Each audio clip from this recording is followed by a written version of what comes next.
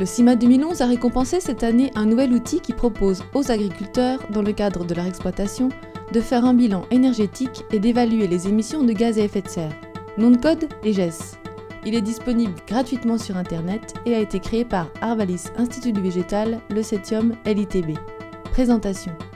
L'ITB a effectivement participé à l'élaboration des gestes, mais c'est un long travail collectif en fait, qui a démarré il y a quelques années dans le cadre d'une action qui s'appelait Système de culture innovant, qui s'est prolongée par une deuxième action qui s'appelait Gaz à effet de serre, qui a abouti à l'élaboration d'un guide qui s'appelait GESTIM, donc un guide visant à faire l'inventaire des émissions de gaz à effet de serre des pratiques agricoles. On a continué la démarche jusqu'à donc élaborer cet outil. D'abord, on veut que ce soit quelque chose de pédagogique et on veut que l'agriculteur puisse tester différentes solutions de manière à ce qu'il puisse effectivement identifier celles qui sont les plus prometteuses et celles qu'il peut mettre en œuvre lui-même. C'est assez difficile de faire un bilan gaz à effet de serre à l'échelle d'une même culture parce qu'on ne raisonne pas uniquement à l'échelle de cette culture-là. On va avoir un raisonnement à l'échelle de la rotation pour tout ce qui est fertilisation azotée, notamment organique, et aussi tout ce qui est intervention mécanique. Actuellement, il y a plusieurs outils qui servent à faire des bilans énergie, gaz à effet de serre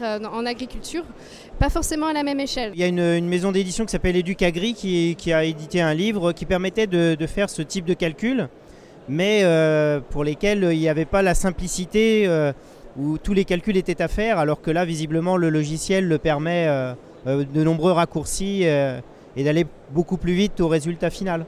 On va prendre en compte tout ce qui est consommation de carburant, mais aussi tout ce qui est consommation d'énergie indirecte via la consommation des intrants. Toute énergie utilisée pour fabriquer les engrais, les produits phyto, les semences. On va prendre en compte aussi l'énergie utilisée pour extraire le pétrole et le raffiner, le ramener jusqu'à l'exploitation agricole et faire ce cumul pour avoir l'énergie consommée.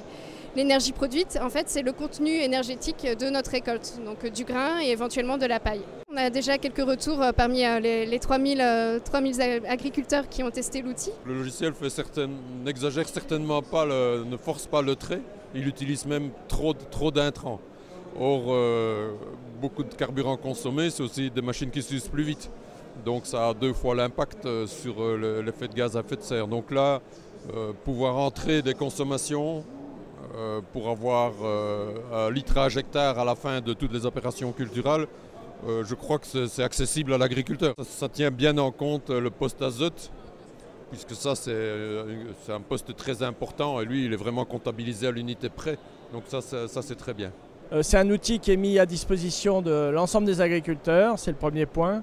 Qui est très simple d'utilisation. Un agriculteur qui le met en œuvre est en mesure d'améliorer ses pratiques et d'avoir une réflexion par rapport à ces nouvelles problématiques d'économie d'énergie et d'émissions de gaz à effet de serre.